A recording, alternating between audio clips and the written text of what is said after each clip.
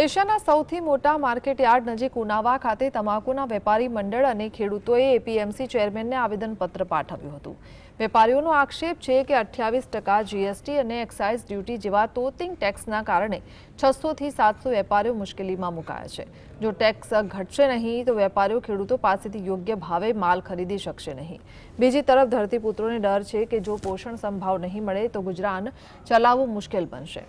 APMC ચેરમેને આ મામલે રાજ્ય સરકારમાં રજૂઆત કરવાની ખાતરી આપી છે।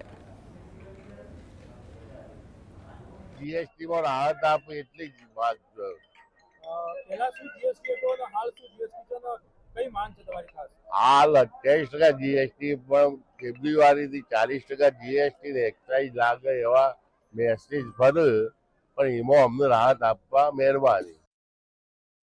लोग हैं ना, वो तम्बाकू का बहुत उत्तर गुजरात में बहुत बड़ा प्रोडक्शन है और टोबैको एक नेचुरल एग्रीकल्चर में आता है, नेचुरल होती है जो जमीन में बोया जाता है और नेचुरल टोबैको जो होती है तो इसके ऊपर इतना बड़ा जीएसटी क्यों, इतना सेस क्यों, एक्साइज क्यों?